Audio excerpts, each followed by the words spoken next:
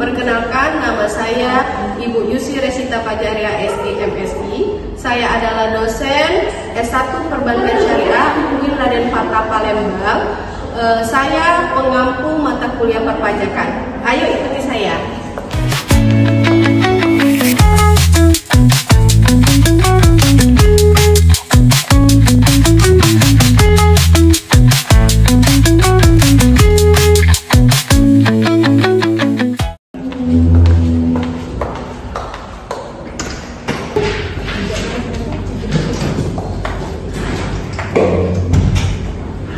Assalamualaikum warahmatullahi wabarakatuh. Waalaikumsalam warahmatullahi wabarakatuh.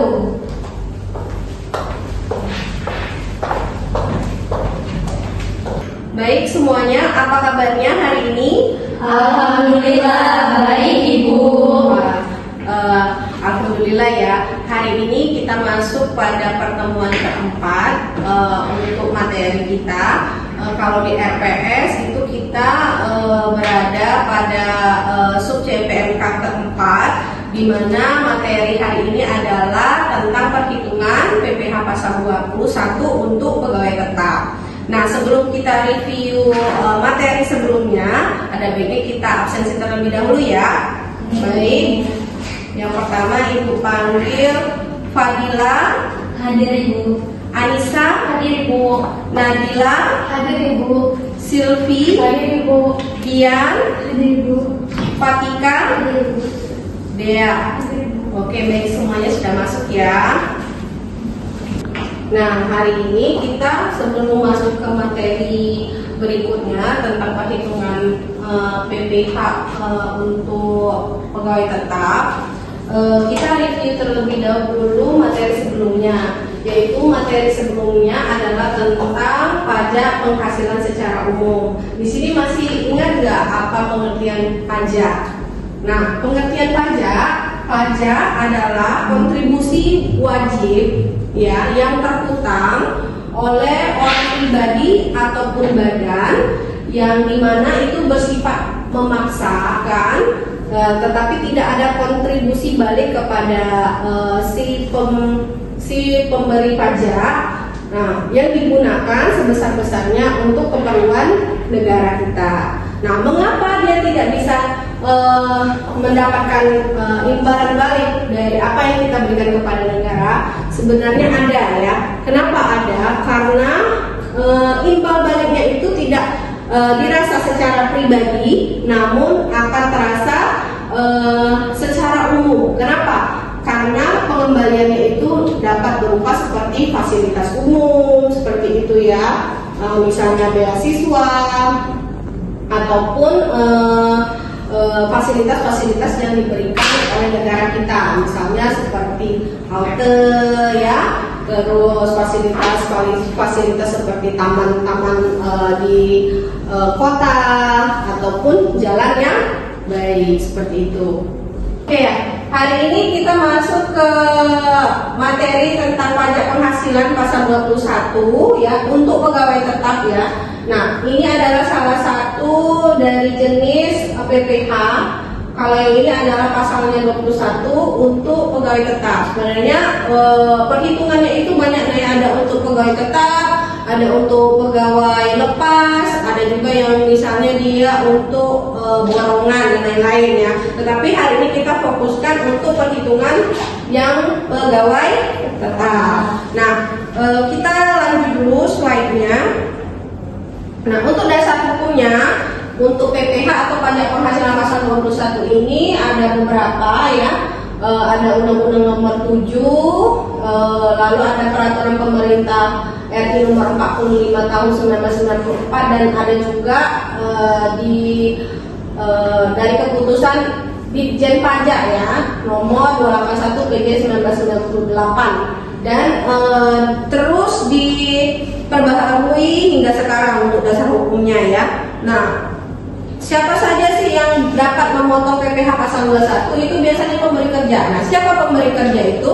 Biasanya tempat kantor kita, dan kita bekerja misalnya di sebuah bank, otomatis di bank tersebut adalah sebagai pemotongnya, ya. Lalu bendaharawan pemerintah. Nah, jadi kalau kita bekerja di pemerintah, misalnya di dinas apa seperti itu, kan ada bendaharawannya. Bendaharawan itulah yang memotong. Memotong apa?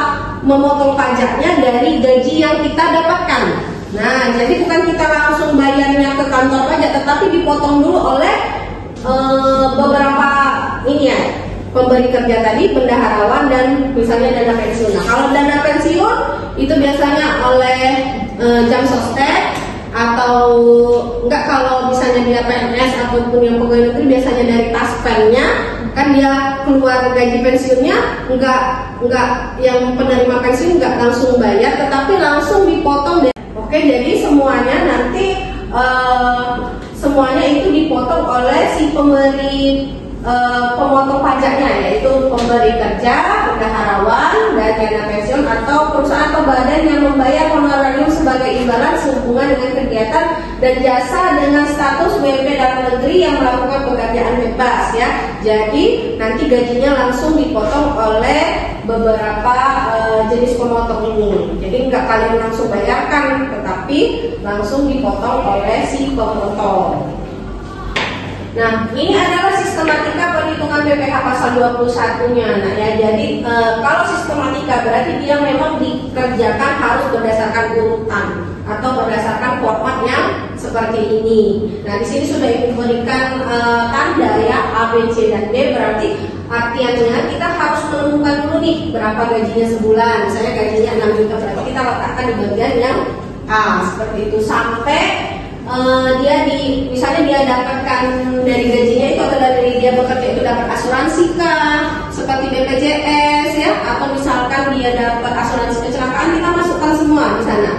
Nah, lalu penghasilannya berarti kita jumlahkan semua, dari gaji pokoknya, berapa dia dapat asuransinya, misalnya dia dapat tunjangan berapa, misalnya ada jabatan dia dapat tunjangan berapa,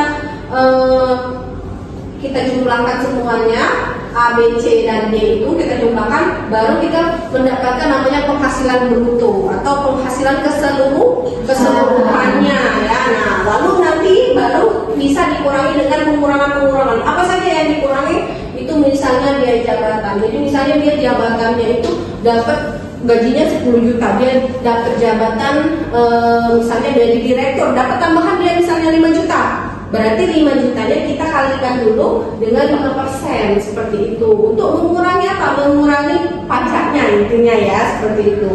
Karena itu memang aturan dari kementerian seperti itu. Lalu kita bisa juga dikurangi dengan iuran pensiun dan iuran THT. Nah, nanti bagian yang ini E, F, dan G-nya ini kita tambahkan juga. Nah, kalau untuk yang penghasilan neto atau penghasilan yang bersih ya istilahnya itu, maka kita harus kurangi dulu penghasilan brutonya, dikurangi dengan pengurangan-pengurangan yang diperbolehkan ya.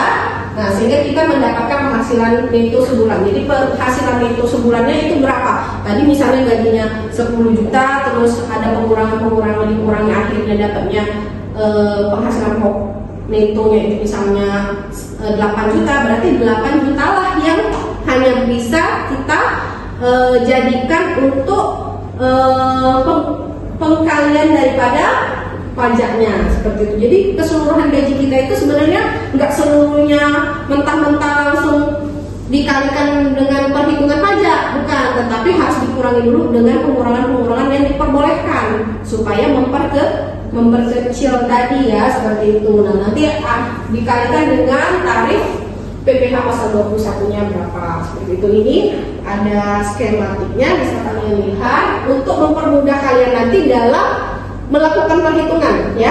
Jadi ini adalah skema yang sudah dibuat untuk mempermudah mahasiswa menghitung PPh pasal 21 untuk pegawai tetap. Oke. Nah, untuk lebih memperkaya lagi pembelajaran kita tentang PPH pasal 21 ini, maka hari ini kita akan melakukan pembahasan mengenai soal kasus ya. Karena di sini kita menggunakan model pembelajaran daripada problem based learning ya, sehingga kalian nanti di sini akan ada soal. Nah, ini ya soal.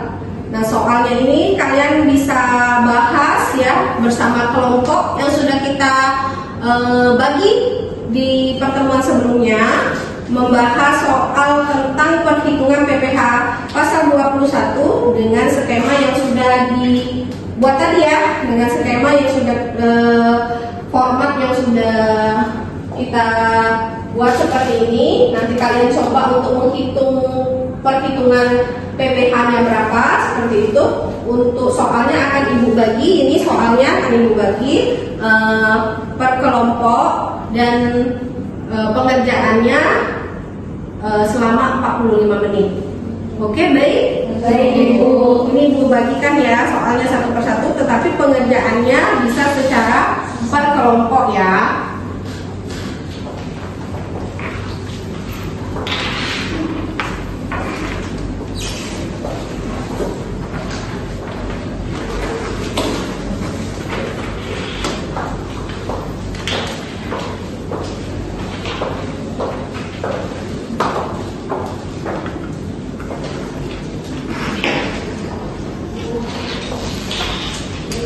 Oke, baik, kerjakan secara kelompok ya. Silakan kalian berdiskusi secara bersama-sama. Baik, Ibu.